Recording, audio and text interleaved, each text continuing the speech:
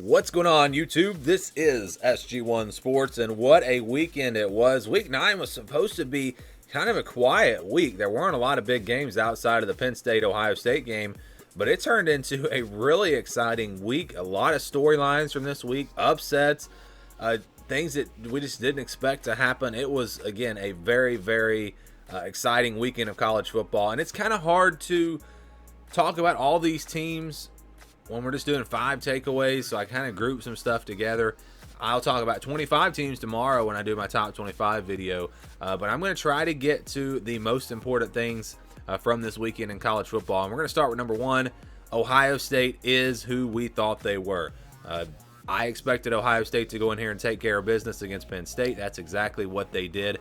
This is the team that I expected them to be in the preseason. I think most people expected them to be the clear favorite in the Big Ten, to be a playoff team. And again, we saw that from them. Justin Fields played really, really well. 4 touchdown passes, great completion percentage. He was 28 to 34. Just a great performance by this Ohio State offense. Penn State has a solid defense. I know they lost that game to Indiana, but if you look at the way their defense played in that game, they actually played pretty well. But Ohio State puts up 526 yards in this game. Their defense played pretty well. I know Penn State had 12 points in the fourth quarter, but they held them to 6 points in the first half. This, again, is an Ohio State team that is clearly the best team in the Big Ten based off of what I've seen, and I think they're going to run the table in this conference. Michigan now not looking so good. We'll talk about them a little bit more in a minute.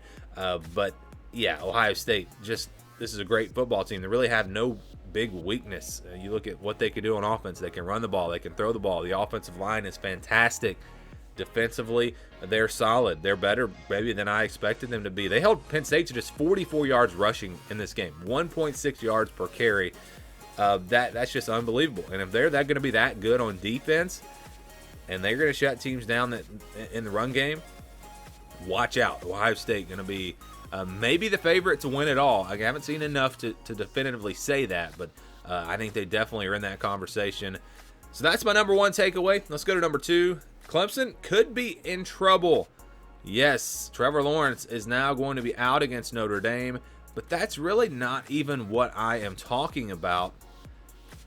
I didn't think they missed Trevor Lawrence all that much in this game. The young freshman quarterback, DJ, and I'm not going to try to say his name. I thought I had it figured out, and before the season started, I had a certain way that I thought you pronounced his name, and I thought it was correct, and now I can't get that out of my brain, so I'm not even going to attempt it. I'll have to go practice or something, just like I did with Tua Tagovailoa. But he actually played really well in this game, 30 of 41, 342 yards, no turnovers. They had that fumble, the missed exchange, but I think that was really Travis Etienne's fault. Really don't know for sure exactly what happened there. But he played really well in this game. I mean, really no complaints. It was the defense for Clemson that let them down in the first half, giving up 28 points, and one of those plays was a defensive touchdown. But you saw some weaknesses, and that's what I'm talking about here in the secondary. You saw if you go at them aggressively, you throw the football, you can move the ball on Clemson, and we saw a lot of open receivers in this game. We saw the quarterback for Boston College run the ball. He had some nice runs in this game in the first half to keep us drives alive. This was a little bit worrisome if I'm a Clemson fan, especially after the Syracuse game where they didn't play great, and I thought they would come back really motivated. Without Trevor Lawrence, I thought that the defense would feel like they had to step up, and they didn't do that in the first half, but then in the second half they did. So I'm kind of scratching my head here. I'm trying to figure out, was this game good for Clemson or was it bad? I really don't know. I think it was good because they proved that they can win without Trevor Lawrence, who they're not going to have against Notre Dame. It was good because you saw the fight, and it was really good because of the way the defense played in the second half. They finally started getting a pass rush. I mean, there was a lot of good in this game for Clemson, but at the same time, you saw some weaknesses there that other teams, really good teams, might be able to exploit. I still think Clemson will beat Notre Dame even without Trevor Lawrence. But there are some concerns, and it's going to be really interesting to see how they play in that game. The young quarterback, maybe he is not ready for that moment. You know, it's going to be different playing on the road against a better defense. So we'll see. I think they could be in trouble. But I think they're going to take care of business in that game. They're going to get Trevor Lawrence back, and I still think this team goes undefeated. But not just the Notre Dame game. Maybe they're going to be in trouble in the playoffs. When we talk about passing teams, if they have to play Ohio State or Alabama, and that is a weakness for them, that could be a problem down the line. So I don't want to overreact. I still think Clemson's one of the top 3 teams, even without Trevor Lawrence. I think this is one of the top 3 teams. But there were just some little things there that I think are going to be interesting down the stretch to see how they maybe get better there, improve. Do they get those things corrected? Let's go to number 3. Cincinnati is a playoff contender. So I talked about how we kind of group some things together. First of all, we talk about Cincinnati. What a performance against Memphis. Now, Memphis is kind of a depleted team. They've had some transfers, some guys that have now opted out. But still, to beat a team like this and the defense play the way that they did, I mean, this Memphis offense had been rolling. Cincinnati, this team is now, I was wondering, can they run the table in the American? There are a lot of good teams in this conference. I think they can. I really didn't think that they could, but now I'm starting to think that this team is good enough to get it done. Last week, my takeaway was that Cincinnati was the clear favorite in the American. Now I'm saying that they're possibly a playoff team, and they're definitely a playoff contender after what we saw in this game. Really on both sides of the ball, they're playing really well. Desmond Ridder, he was great in this game. Just one interception. Other than that, is pretty much a flawless performance. They were able to run the football 5.9 yards per carry on the ground. Against a Memphis defense, it's not great, but still, you look at the American Conference, who's going to beat Cincinnati? UCF, now they bounced back this week. That could be a tough game. Tulsa is looking like a pretty good team, but I don't know. Cincinnati might be able to run the table, but what really happened to open the door for them in the college football playoff is the fact that Oklahoma State lost. How about the upset here? Oklahoma State loses to Texas 41-34 in overtime, and it was a really weird game because it felt like Oklahoma State was going to win it. It felt like they were the better team really all game long, and then Texas just kind of got on a little bit of a run there late. They forced some turnovers. I think there were 5 turnovers in this game for Oklahoma State. If you look at the yards in this one, Oklahoma State outgained Texas 530-287. Sam Ehlinger did not have a good game. How did Texas win this game? I really don't know. I guess it was just those turnovers made the difference. They made the big plays when they had to. This is a tough one if you're an Oklahoma State fan because, again, I come away from this game thinking that Oklahoma State's the better team. They just had a bad game in certain areas, and it cost them this game. But you got to give credit for Texas for the fight that they showed in this game. Oklahoma State now, if they win out and win the Big 12, and Cincinnati wins out and they go undefeated, I think Cincinnati will be in over Oklahoma State.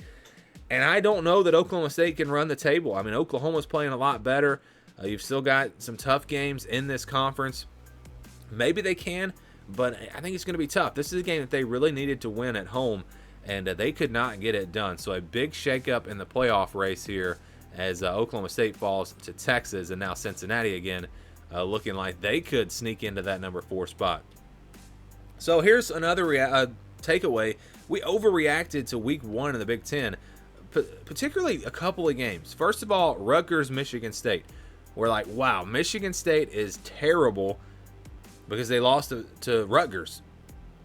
Maybe Rutgers is pretty good. Well, we come to find out the next week, Rutgers really isn't that great. They lost by Indiana in a game where they weren't, they were competitive, I guess, but the game wasn't really close. And then Michigan State wasn't that bad, obviously, as they just upset Michigan and shocked the college football world. When you go back and look at that first game, Michigan State had 7 turnovers, and I didn't watch that game. I did not see any of the Michigan State-Rutgers game, but I was looking at that and thinking, and looking at the yards, they outgained Rutgers in that game. I thought Michigan State's not that bad. And then we saw Minnesota lose to Maryland. I thought, well, maybe Michigan's not that good. And so I was thinking this game is going to be closer than the spread. It was like 21 points.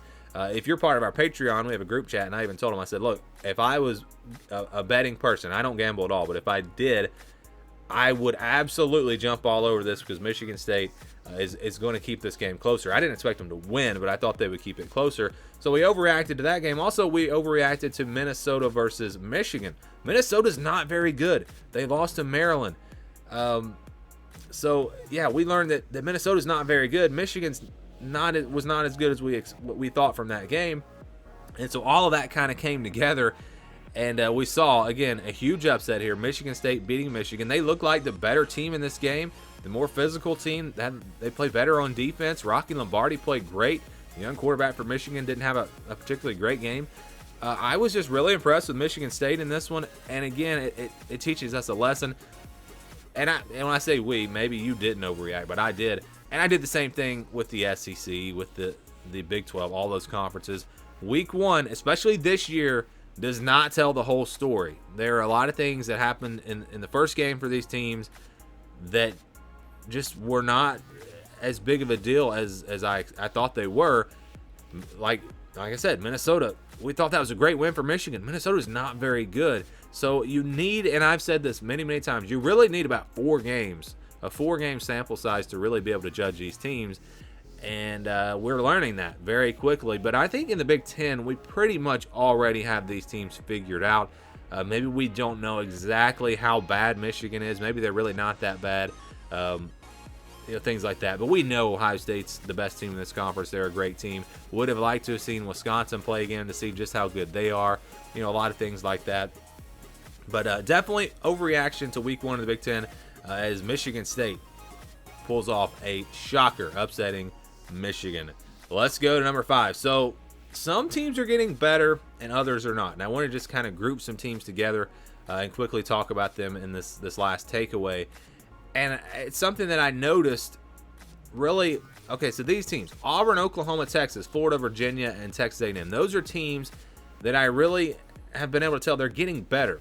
And these are all teams that have struggled in some way, somewhere, this season. Auburn really struggled on offense this year. Bo Nix played terrible. But you can see, and it really started in that Ole Miss game. This team started to play better. The defensive line is starting to play better.